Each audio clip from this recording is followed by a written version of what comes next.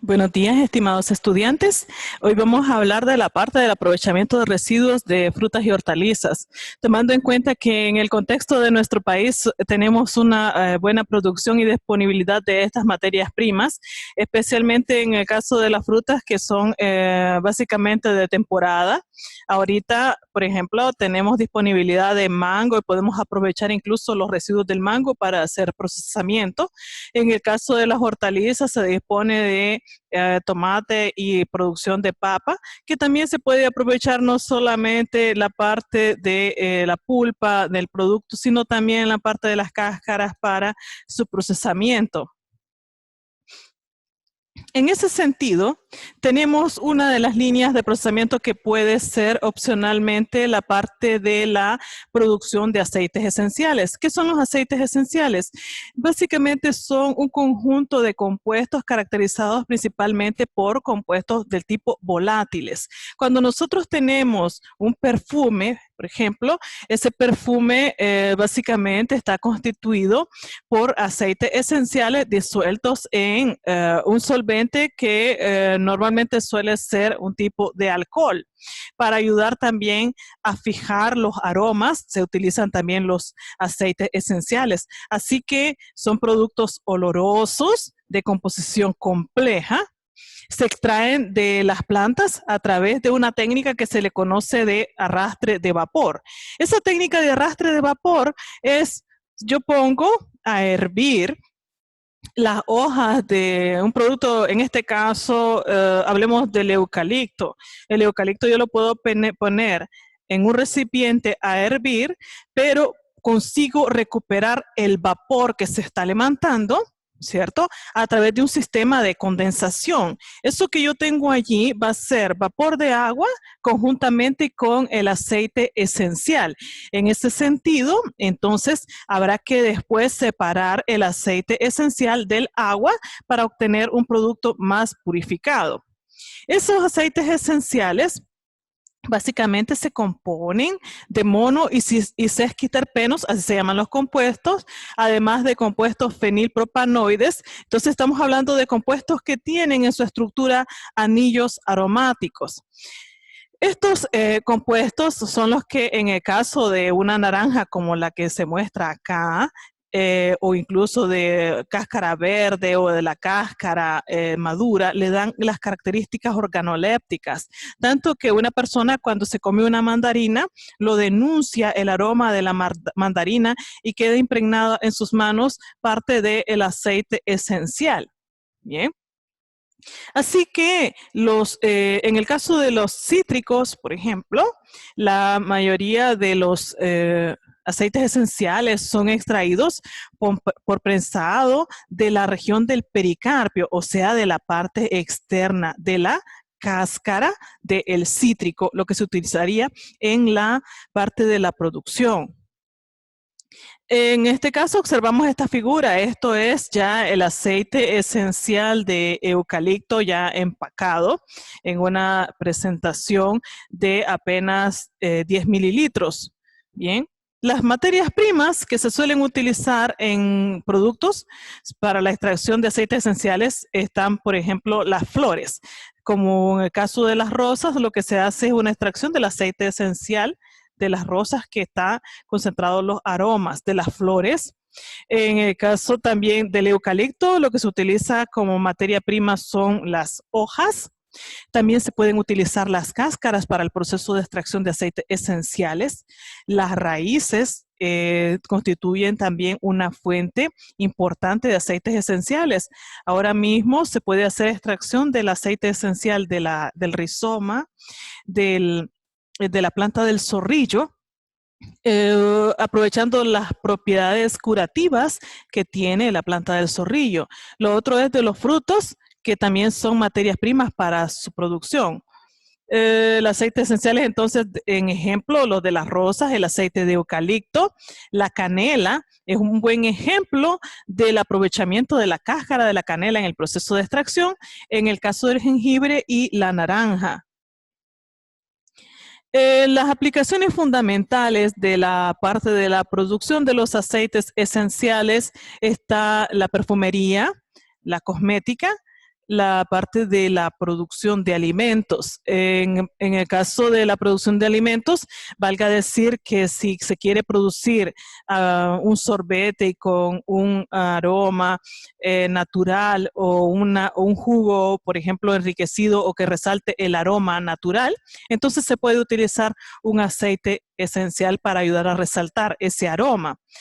También se puede utilizar como coadyuvante en medicamentos y especialmente en la medicina popular tradicional. Básicamente lo que se utilizan son principalmente como aromatizantes para dar fragancia, para dar aroma, fijadores de fragancias, en composiciones farmacéuticas y en el caso también en la medicina natural, como mencionaba, para ingestión vía, ¿verdad? Cápsulas, ¿verdad? Las sustancias purificadas, en el caso del limoneno, el citral, la citronela y el eugenol, el mentol y el safrol, se pueden utilizar también para la producción de ungüentos, también para la producción de productos de limpieza en los cuales uno desee resaltar el aroma de un producto. Entonces, como mencionábamos, los aceites esenciales son una mezcla compleja de compuestos, principalmente compuestos del tipo polares y no polares. Esos incluyen en el caso de los terpenos, como los relacionados al grupo de los isoprenos, ya luego vamos a ver las moléculas como son estructuralmente. Se incluyen también compuestos de cadena recta que no contienen ninguna cadena lateral. Los fenilpropanoides, que son derivados del benceno y como estábamos mencionando son compuestos del tipo aromáticos, grupos misceláneos que tienen estructuras variadas, no incluidas en los primeros 3 grupos, y compuestos que contienen nitrógeno y azufre. Estas son entonces las estructuras. Si ustedes observan, hay anillos aromáticos con dobles enlaces en los anillos. Eso incluye los hidrocarburos, en este caso el mirceno, el oximiceno, la citronela, el linalol. ¿Dónde encontramos el linalol? El linalol se suele encontrar también en la parte de los productos cítricos en menor concentración, la citronela igual, el terpinoleno, que son también hidrocarburos, el felantreno, el carboneno y el timol, también se pueden encontrar en el caso de los cítricos. Lo que pasa es que en función del mayor grado o el menor grado de abundancia, en función de eso, se pueden algunos nombrar, como el caso de el linalol, que principalmente está en la cáscara de las naranjas, la citronela, que suele ser un compuesto importante en el caso de la lavanda. Aquí vemos 18 aceites esenciales que son de importancia en el mercado mundial. Vean en el caso del Brasil, el Brasil ocupa o es uno de los países con mayor producción de aceite esencial de naranja.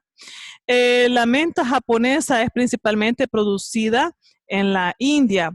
El eucalipto, el tipo cineol, la citronela, la menta piperina, el aceite esencial de limón, el eucalipto, el clavo de la India y el cedro también constituyen aceites de importancia a nivel mundial.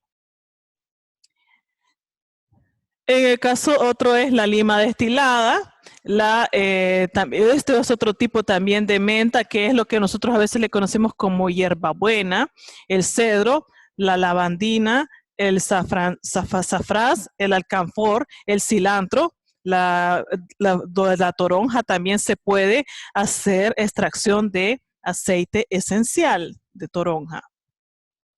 Aquí vamos a ver la parte de la producción, cómo es que montamos el sistema de extracción. Veamos, sigamos acá con el mouse, la línea. Tenemos un balón, ¿verdad? Un balón puede ser de cristal, puede ser de vidrio Pyrex, preferiblemente. En el laboratorio vamos a usar vidrio Pyrex. Entonces, en ese balón colocamos agua caliente junto con las hojas. Si fuese aceite esencial de eucalipto, por ejemplo, si fuese ser de naranja, entonces las cáscaras de naranja previamente trituradas, pero una reducción de tamaño que posibilite el proceso de extracción, no que lo obstruya.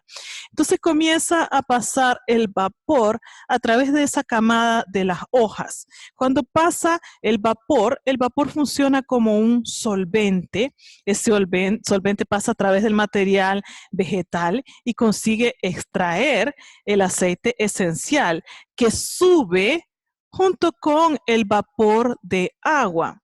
Al llegar entonces a esta región, se va a encontrar con un sistema de enfriamiento. En ese sistema de enfriamiento, el vapor se va a condensar y se va a pasar entonces al estado líquido, obviamente.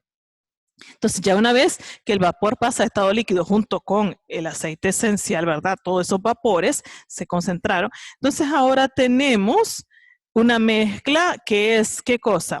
Aceite esencial, aquí en esta parte de acá, el aceite esencial se va a ubicar en la parte superior y el agua. Entonces, los podemos separar por decantación o podemos hacer una separación en un embudo de separación. En un embudo, muchas veces en el embudo de separación la ventaja que tiene es que en esta parte inferior tiene una válvula de descarga que me permite que al abrir la válvula comience a salir el agua. Una vez que ya termina de salir el agua, usted cierra la válvula y se queda con el aceite esencial. Y esa es una forma de separarlo. La otra forma de separarlo, bueno, también es que en la parte superior usted tenga una válvula acá, abre la válvula, saque su aceite esencial y en la otra, una vez que ya haya retirado el aceite esencial, entonces retira el agua. Si el líquido sobrante con aroma floral puede ser usado en productos caseros y el líquido que sube en la parte superior, este es entonces el aceite esencial. Ahora, no es solamente existe la opción de arrastre de vapor, se puede también hacer una extracción con solventes. Se puede utilizar hexano o etanol. Eso de independencia de qué va a estar, eso va a estar en dependencia de las propiedades o del tipo de solventes, si son solventes de carácter polar o apolar. En este caso, si los aceites esenciales son básicamente aceites esenciales o lo que se quiere extraer tiene características de tener mayor nivel de polaridad, significa que puedo utilizar un solvente polar, en este caso como el etanol. Pero si los compuestos son mayor proporción de compuestos con anillos aromáticos con poquísima afinidad a solventes polares, entonces voy a utilizar un solvente apolar, ¿como cuál? Como el hexano. El hexano es un solvente apolar que me va a arrastrar todos aquellos compuestos apolares. Bien. Entonces, en una extracción con solvente, ¿qué voy a tener? Tengo la planta, el material de la planta, que pueden ser hojas, pueden ser cáscaras, pueden ser raíces. Podemos colocar aquí incluso la cáscara de la canela con un solvente y comienza entonces un proceso de calentamiento. Si en el caso de del calentamiento, una vez yo voy a tener aquí durante el proceso de calentamiento una cera y solución de aceite que voy a tener luego que recuperar. Hago una separación de el sólido de un extracto. Mi extracto es el producto que va con mi producto de extracción, mi producto de interés, o sea, mi aceite esencial y el solvente mezclado. Entonces, eso necesito separarlo. Este concreto que está aquí es realmente, o sea, mi aceite esencial más mi alcohol. Entonces, ¿cómo hago? Estos dos los condenso, comienzo a hervir y hervir y hervir y hervir y hervir y hervir, ¿verdad? Suministro calor a ese extracto y entonces consigo condensar y separar el aceite esencial y luego el alcohol también, que lo puedo recuperar y reutilizar ese alcohol para otros procesos. Y ya me quedo con mi aceite esencial y eso sería básicamente, es muy parecido a la extracción por arrastre de vapor. La única diferencia es que en el caso de esta etapa, de acá, hago ya o produzco un extracto aquí y separo el sólido, ya directo. Entonces, ese extracto separado lo transfiero a otro recipiente, lo someto entonces a evaporación, separo el alcohol y luego me quedo concentrando el aceite esencial. Hablemos de la parte de la industrialización de la naranja. ¿Por qué nos interesa la industrialización de la naranja? Porque también es un cítrico muy producido en nuestro país, que se puede hacer la extracción del jugo de naranja, venderlo empacado y luego tener las cáscaras para el aprovechamiento en la producción de aceite esencial, pero también tenemos la opción de producir infusiones o preparar la parte de la cáscara ya de la naranja, someterla a un proceso de secado y colocarla en filtros para la producción de infusiones o empacarlas para infusiones. Estas son las partes de la naranja. ¿Dónde está ubicado el aceite esencial? El aceite esencial están ubicados principalmente en la región del flavedo. Si vemos un corte del flavedo, aquí observamos las glandulitas del aceite, están ahí. Luego tenemos la parte que nosotros sentimos a veces o percibimos un poco amarga, que es la región del albedo. Aquí tenemos las vesículas del jugo y la membrana que separa cada uno de las vesículas de jugo que están encerradas dentro. Entonces, del flavedo de la naranja sería entonces lo que nosotros consideramos como residuo. Vemos este diagrama de flujo que es de la parte de la producción del jugo de naranja. Entonces la naranja se resecciona, se inspecciona la naranja, todos los rechazos van a otra línea de procesamiento y se selecciona entonces todas aquellas que no presenten defectos, pero defectos ¿de qué tipo? Que no presenten picaduras, daños por hongos. Es el tipo de naranja que se rechaza y solamente se procesa aquella naranja sana. Entonces, se limpia y luego se somete a la extracción del jugo. El jugo de naranja pasa a un proceso de pasteurización, agregado de otros compuestos, en fortificación, para luego entonces incluso empacarlo. Puede ser directamente para mantenerlo en refrigeración solamente con un tratamiento de pasteurización suave, pasteurización lenta, o bien hacer un proceso de empacado aséptico con un tratamiento UHT de esa jugo de naranja. Pero tenemos la línea de producción de ¿qué cosa? Del residuo de la naranja, de la cáscara. Ese residuo de la naranja es 45.5% corresponde a residuo sólido, un 0.5% corresponde a un residuo líquido. Estos residuos sólidos y los residuos líquidos tienen que procesarse, ¿verdad? Esto es solamente para mostrarles a ustedes cómo funciona el equipo de extracción del jugo de naranja. Vean aquí, es como que si ustedes tuvieran una especie como de manito, ¿verdad? Aquí está la naranja y esta es un equipo que es como una especie de cortadora en la cual viene y además de cortar y penetrar el centro de la naranja, viene, hace un corte al centro y luego presiona para extraer el jugo. Vean aquí, se ve más claro todavía. Hay una especie de perforación en el centro y compresión. De esa compresión sale el jugo de naranja. ¿Qué queda? La cáscara. La cáscara de la naranja se convierte en aceite esencial de naranja y nosotros mencionábamos que la opción es por arrastre de vapor o una extracción por solventes. Los principales componentes del aceite esencial de naranja son el linalol y el limoneno. El linalol se utiliza en la industria de fragancias, en la industria cosmética, Y lo otro es que hay investigaciones que comprueban que tiene una actividad farmacológica sobre el sistema nervioso central. Funciona como sedante, hipnótico y anticonvulsivo. Aunque en el caso de los ingenieros agroindustriales no entramos a la parte de la línea medicinal. Ustedes saben que es un campo muy delicado para nosotros porque no manejamos esa parte, pero sí nos interesa la parte de fijador de fragancias, nos interesa la parte de utilizarlo para alimentos, para producción de dulcería, donde podamos utilizarlo. En el caso del limoneno, el limoneno puede ser utilizado directamente como solvente para la extracción de otros compuestos porque no presenta solubilidad en agua.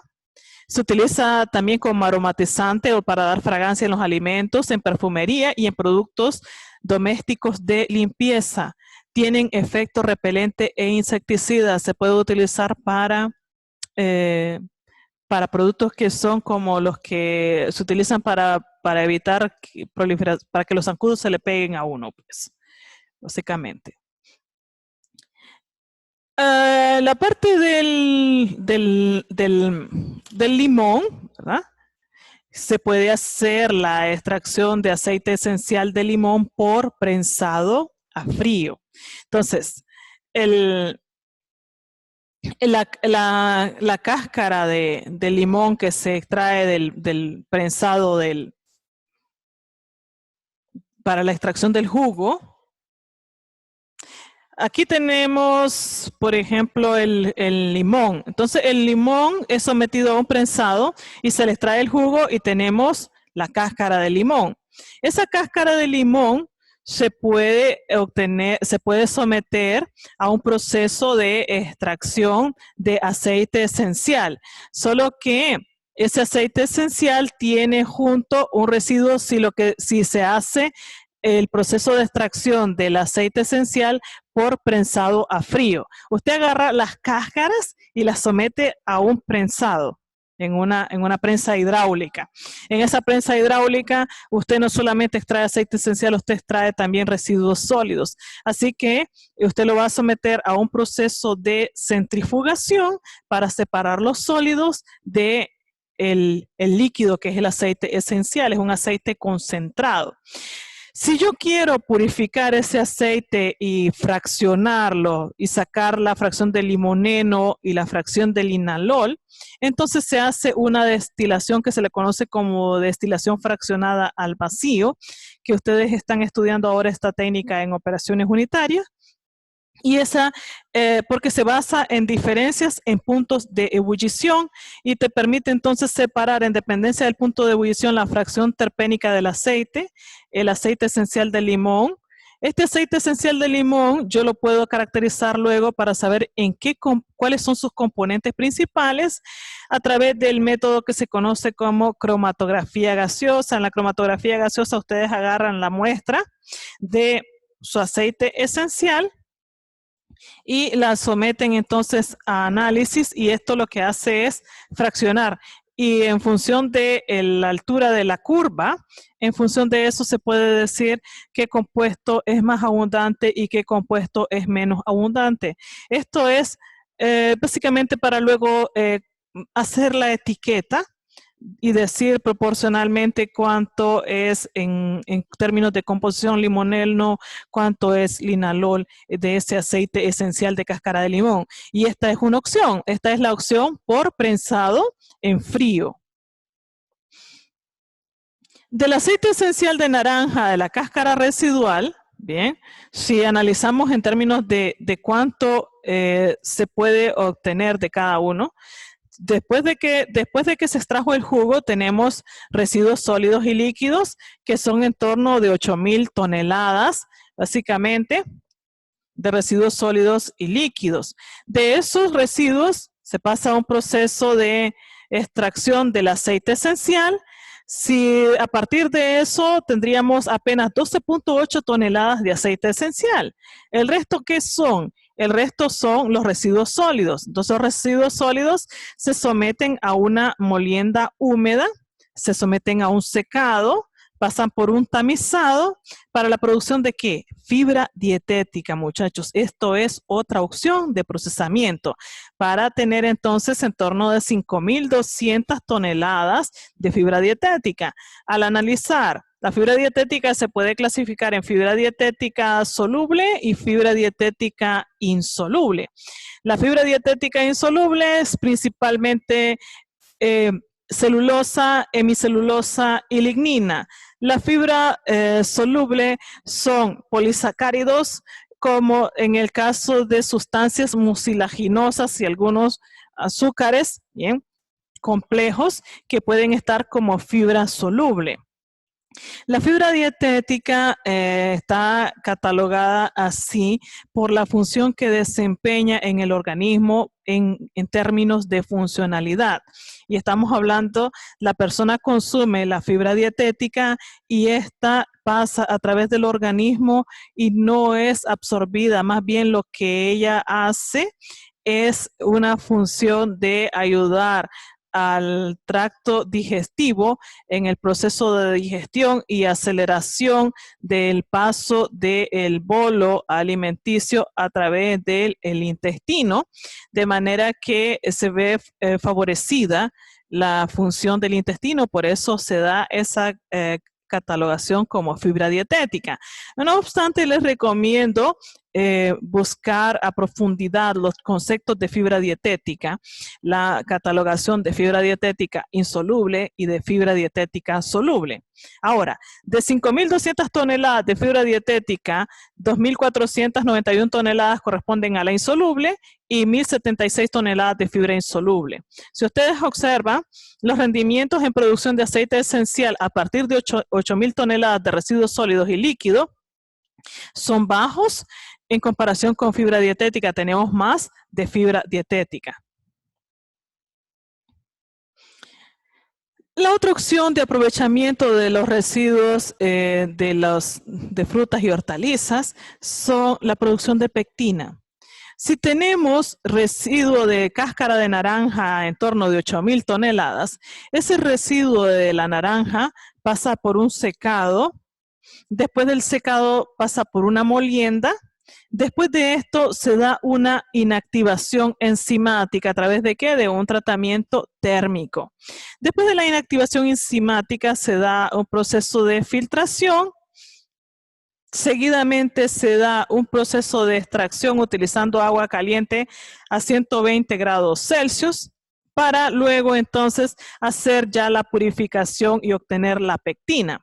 La pectina es rica en ácido galacturónico, arabinosa y galactosa y también contiene pequeñas cantidades de estos azúcares como la silosa, la rhamnosa y la glucosa. Del proceso de producción de pectina ustedes van a tener la pectina por una vía y residuo sólido. Este residuo sólido ya agotado se puede utilizar en la producción de abono orgánico como el tipo compost. En el caso de los residuos de la naranja, como el caso de la parte que se le conoce como la parte más amarguita, que es el albedo, las semillas y las membranas, se pueden someter a un tratamiento de hidrólisis ácida para la producción también de pectina. Eso, entonces, vamos a tener el bagazo más una solución de pectina después del proceso de hidrólisis ácida.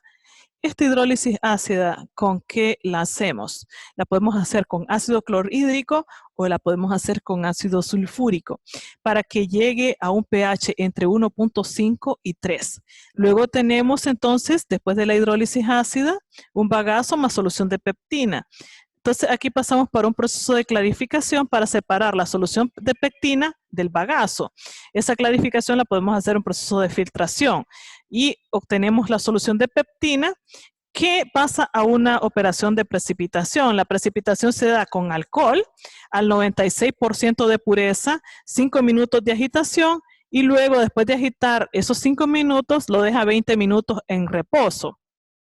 Seguidamente entonces tiene la solución de pectina se va al fondo del recipiente y entonces después de que se va al fondo del recipiente usted viene y quita o retira el producto sobrenadante, el líquido, y se queda con lo que queda precipitado en el fondo. Esto, para purificarlo, entonces pasa a un proceso de centrifugación o filtrado para separar cualquier residuo que esté en su peptina y obtiene un residuo líquido. La peptina húmeda ahora sí está lista para pasar por un proceso de secado. Después del secado pasa a una pulverización para obtener pectina en polvo. ¿Y esta pectina para qué la ocupamos? Para la producción de jaleas, para la producción de mermeladas. Bueno, chicos, estas son las referencias bibliográficas donde ustedes pueden ampliar información sobre los temas. Está este artículo en español de extracción de pectina de residuos de la cáscara de naranja por hidrólisis ácida asistida por microondas, que es una técnica. Se hace la hidrólisis ácida y después el producto pasa también a un tratamiento de calentamiento en un microondas para ayudar a que haya mayor salida de pectina. El otro es las proporciones de valorización de residuos del procesamiento del jugo de naranja, que está en portugués, que también es un documento que les puede servir muchísimo, y un artículo científico del 2017 sobre estructura química, índices de calidad y la parte de bioactividad de los constituyentes de los aceites esenciales, que es un artículo excelente de revisión que también pueden ampliar. Aunque si buscan más información en línea, también les va a ser de muchísima utilidad para conocer procesos de producción de aceite esencial. También en YouTube hay videos estudiantiles y algunos profesores que explican el proceso de extracción de aceite esencial por arrastre de vapor.